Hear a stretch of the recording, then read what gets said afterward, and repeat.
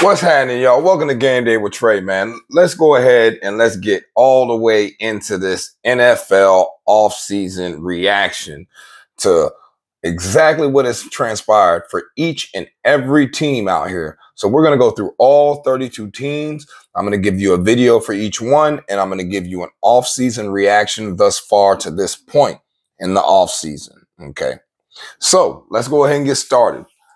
We're going to go ahead and crank it up with the Philadelphia Eagles, the team who has had the most intriguing offseason out of every team out there in the NFL. And it all starts with what they did in the NFL draft. I mean, in the first round, when they drafted Jalen Carter out of the University of Georgia, then they backed that up with coming back with another first-round pick with Nolan Smith, also out of the University of Georgia. Then you got Tyler Steen coming out of Alabama. Notice the trend here. We're taking a lot of SEC guys. Then you come back with Sidney Brown, hard hitter out of the University of Illinois, great safety. Then come back around again back to the SEC with Kelee Ringo, actually one of the first guys at his size, over 215 pounds, to run a 4.3 40 at cornerback in the NFL draft. Then you come back with a quarterback who kind of doesn't really match what you've been doing in Philly, with Tanner McKee out of Stanford.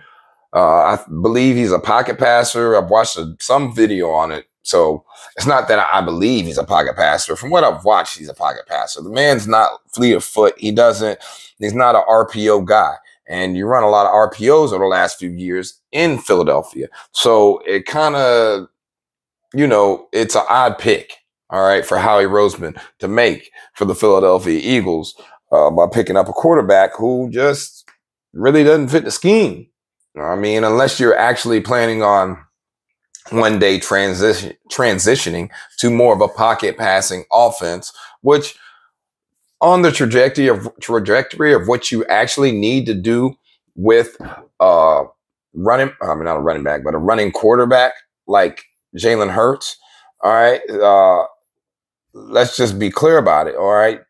When he came to the University of Alabama, all right, he was a running back.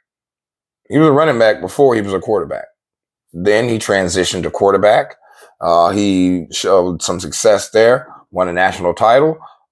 Then after that, ended up having to transfer because of all the stuff that happened with Tua, taking his spot, yada, yada, yada. Went to Oklahoma, refined his passing game, proved that he could actually throw the ball from the pocket as well as read defenses and things like that, working under Lincoln Riley.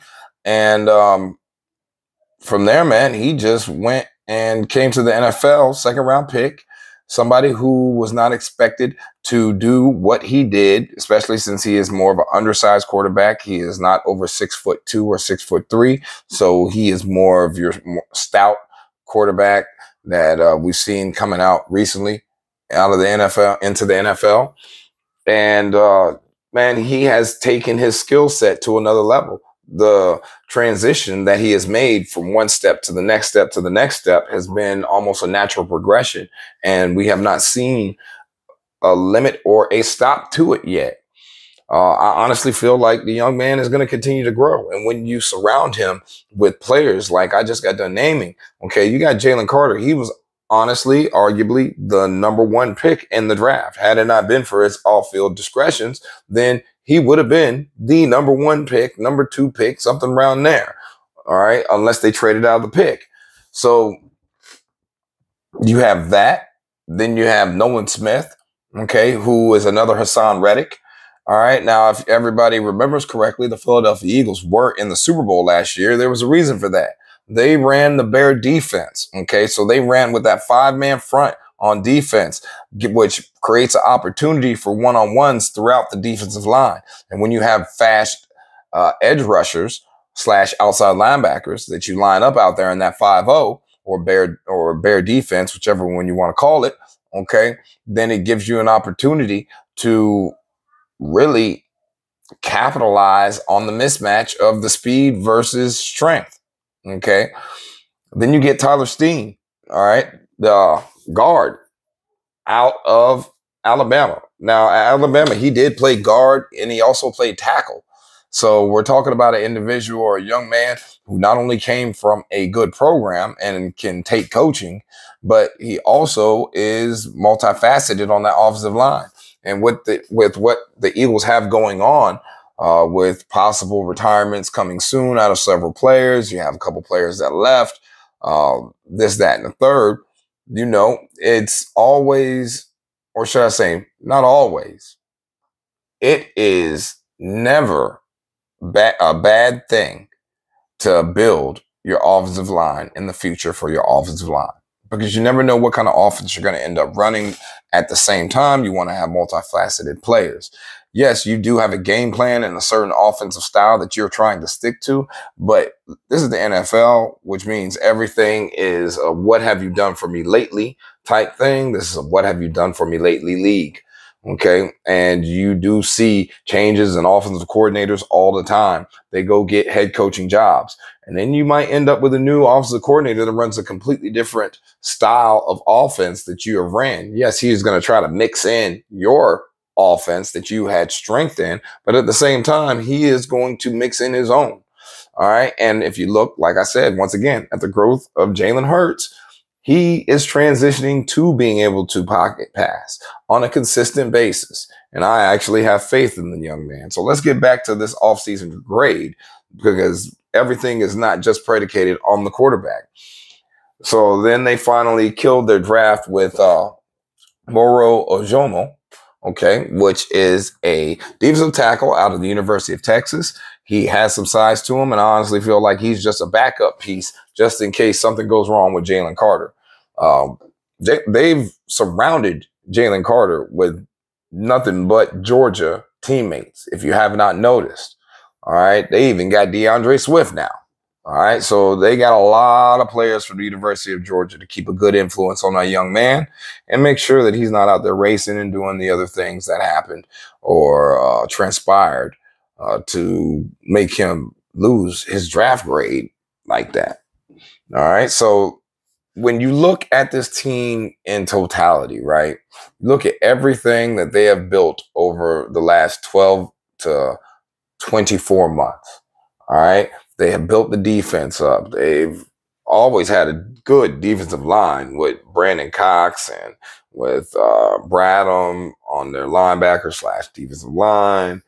They've always been able to bring pressure. They've always been the Philadelphia Eagles that we've all known and loved. The only difference is now they got a quarterback to go along with it. Okay. And with Jalen Hurts signing that long-term deal, which was a very, very wise move by Howie Roseman.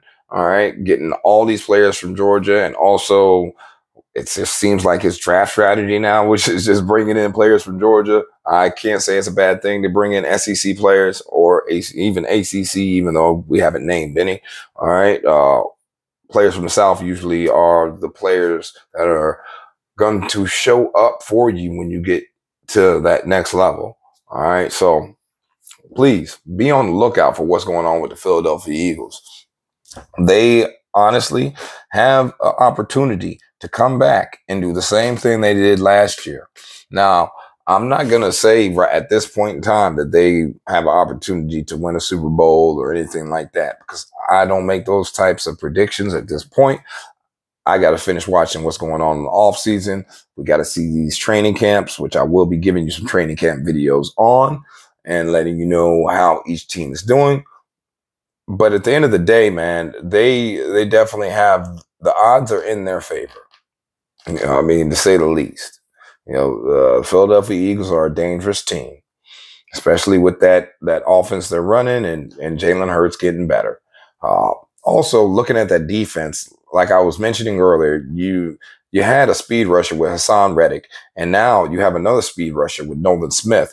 Then you also have Jalen Carter on the inside, and you're pairing Jalen Carter up with your other defensive tackle that you just drafted in the previous year out of Alabama, okay, Jordan Davis. So, I'm in Alabama, Georgia, you guys, but Jordan Davis is 6'7", 6'8" beast. And you put him right next to the guy he was playing in college with, And then you still got Fletcher Cox. And then you still got Derek Barnett. You still got Brandon Graham. You still got the new guy you just drafted, Moro Ojomo. You still got Hassan Reddick. You still got Nolan Smith. Man, that defense is looking beast. Then you drafted Sidney Brown, which is another throwback to your old school safeties that you guys used to always have up there in Philadelphia. You just signed Terrell Edmonds, brought him in, another great, strong safety that has a great pedigree or family bloodline to him. Blankenship has been looking good in your offseason workouts thus far. I mean, everything that I read coming out of Philadelphia, they keep mentioning the man's name. So I got to give a shout out to Blankenship because obviously he's doing his thing as well. So it's a very, very, very dangerous squad they have in the Philadelphia Eagles, man. I want everybody to be on the lookout for them and be on the lookout for the videos that I have upcoming. All right. Like, subscribe. Hope you enjoyed the video. Honestly, my offseason grade for the Eagles is an A. It's A+, not an A. It's an A+. They've done everything they needed to do to continue to build their team, to create a dynasty there. All right. Not to put them in that realm or range yet. You know, is like I said, it's the NFL. People get hurt all the time. Things change. But, brother, if they haven't set themselves up for success, then I don't know who has. Like, literally, Howie Roseman knows what he's doing. Salute to Howie Roseman, man. So, hope everybody enjoyed the video. I'm going to holler at y'all later. Peace.